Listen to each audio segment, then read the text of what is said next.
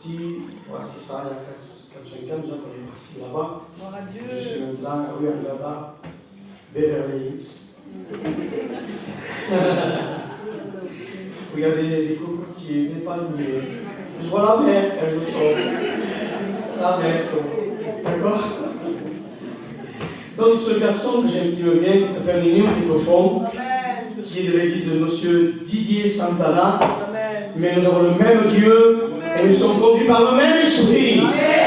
Qu'il vienne ici, que dans quelques mots de témoignage. Ensuite, Tom, je te promets, je vous laisse toute ta place. Amen.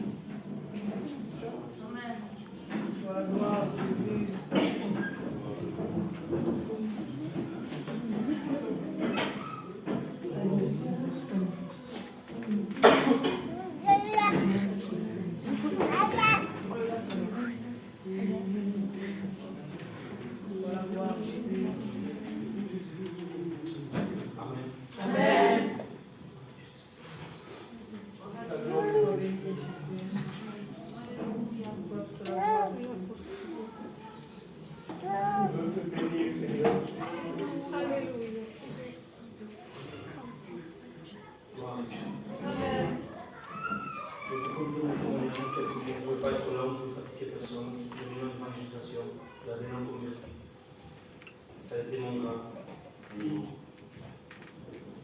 Pour ne pas vous le cacher, je suis venu avec ma femme, mon frère Dylan, qui est de cette église. Nous sommes dans un état spirituel bas. Mais quand Dieu fait quelque chose, il le veut. Amen. Je ne savais pas que je vais témoigner, je suis venu, je me suis assis au fond, je me suis caché. Et je m'aimerais vous taquiner, non, je me dis toujours, pas tout de suite, avec Dieu l'a voulu ainsi. Amen. Et je ne vous le cache pas, ce matin au culte, à mon église, je me suis repenti devant Dieu. Amen. Dieu m'a pardonné. Amen. Je ne suis pas reparti dans le monde, mais des fois, on peut tomber dans l'église. Et là, c'est grave. Ce qui m'est arrivé à moi. Et ce matin, je demandais pardon à Dieu. Amen. Et je sais que Dieu m'a pardonné. Amen. Alors, quand Paul m'a dit, tu veux témoigner? Je me suis dit, je lui ai dit non. J'ai dit non à Dieu aussi. Alors, je lui ai dit, je vais témoigner. Amen. Alors, pour ne pas être long, vous savez, moi, je n'ai pas grandi dans une famille chrétienne. Bon, on n'était pas des gangsters chez moi non plus. Mais je ne suis pas grandi dans une famille chrétienne. Moi, je suis quelqu'un qui a grandi dans la musique. J'aimais beaucoup la musique. Je jouais de partout, je jouais dans des mariages, je jouais dans des concerts. Ça m'est arrivé de me retrouver avec des grands artistes. Des grands artistes, que ce soit d'Espagne, même des Français. Bon, peu importe. Ça m'a servi à rien, de toute façon. Et malgré ça, une fois, avec le respect que je vous vois,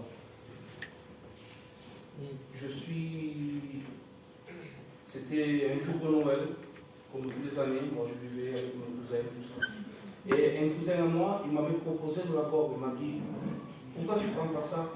Tu seras mieux. Je ne comprenais pas, j'ai dit, non mais moi je bois comme ça, je me regarde, pourquoi faire, tu veux me faire prendre ça? Prends-le, moi si tu veux, moi je ne le prends pas. C'est toujours pas ça, moi j'avais peur de prendre un Doliprane. Mais bon, je l'ai fait pour lui faire plaisir à lui, pour voir ce que ça faisait. Mais en réalité, j'ai rien compris, c'est comme je suis venu de prendre un verre d'eau, ça m'a rien fait. Enfin, ça m'avait fait quelque chose, mais moi je n'avais pas compris les verres. Et au fur et à mesure, je voulais faire pareil, j'ai touché. Une fois, deux fois, trois fois. Et après, j'ai compris l'effet que ça faisait. Alors là, je suis tombé vraiment dedans. Il y en a qui me connaissent ici. Je me suis retrouvé dans des bars, je me suis retrouvé avec des personnes que jamais de la vie, je ne disais même pas bonjour, ni café, ni une basse. Et quand je suis tombé là, je me suis retrouvé avec ces personnes-là dans ma voiture. Je comprenais rien, je dis, c'est pas possible, moi, cette personne, je ne parlais pas, et là, je viens à côté de moi dans ma voiture. Et ça, c'est l'ennemi qui le fait. Ce que toi tu dis non, l'ennemi dit oui. Par contre, ce que l'ennemi dit non, Jésus dit oui. Et je suis tombé là-dedans, je suis tombé là-dedans. J'étais vraiment là-dedans. Je ne pouvais pas m'en sortir, parents couraient dans les rues pour me chercher. C'était vraiment la catastrophe. Je me disputais avec ma femme tous les jours. Mes enfants étaient malades, je ne faisais pas cas. Je disais, moi je les aime plus que les autres. Je donne tout ce que j'ai. Mais il n'y avait pas véritablement l'amour dans mon cœur. Et un jour, c'était après le 31 décembre.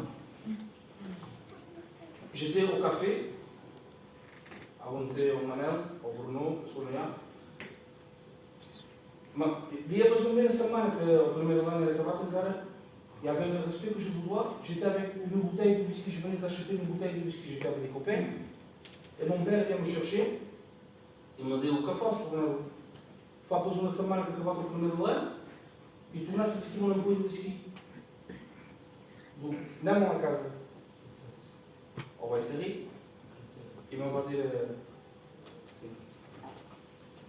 Et il m'a dit, tu sais quoi, je vois qu'il n'y a rien à faire. Et en plus, parce que je fais tout, mais presque tous les jours j'allais à l'hôpital quand je me droguais parce que je ne me sentais pas bien, la drogue, il m'a vraiment touché au fond de moi, je n'étais pas bien. Pour dire à mon père, je me sens pas bien, emmène-moi à l'hôpital, je me suis drogué, pour lui dire ça, c'est que je n'étais pas bien. Et en fait, il m'a dit, je vais te casser les jambes, tu vas rester là, comme ça tu vas plus sortir. Tu ne pourras pas marcher si je te casse les jambes. Parce que je préfère tes jambes cassées que tu meurs. Moi je me suis dit, oui, d'accord, je crois que ça va lui passer, moi je reprendrai ma vie. Et je suis allé dans une réunion. Voilà, simplement. Et mardi soir.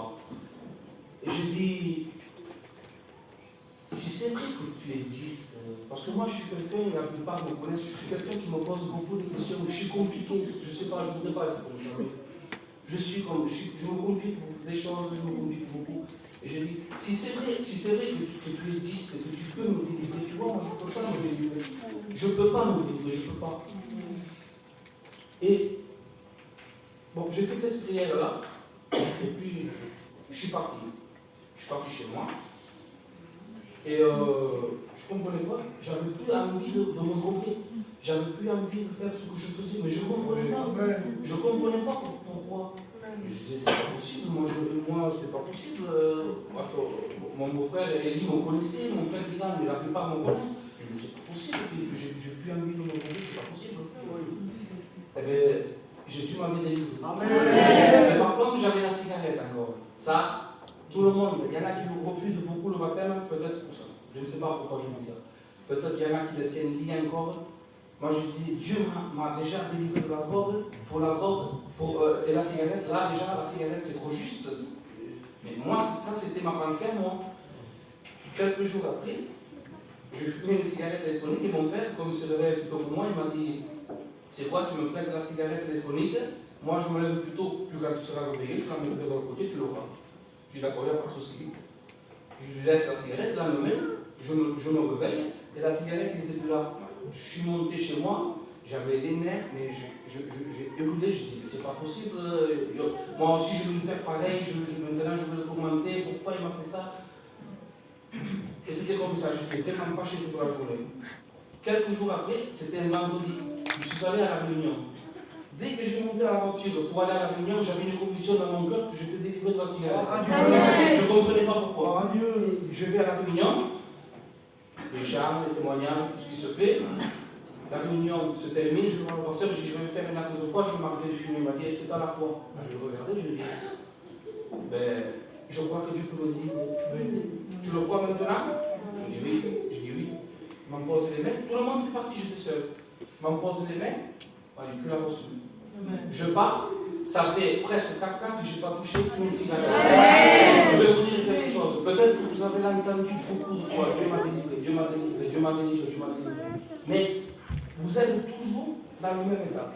Je peux vous dire, je peux vous garantir, je vous le garantis devant Dieu, que si vous le demandez de tout votre cœur, Dieu vous le fera. C'est pas possible que vous le fassiez pas. Sinon Dieu est menteur. Dieu n'est pas un menteur. Alors si Dieu le dit, il va le faire. Que Dieu vous bénisse abondamment et je vous invite à prier pour notre foyer. Que Dieu vous bénisse.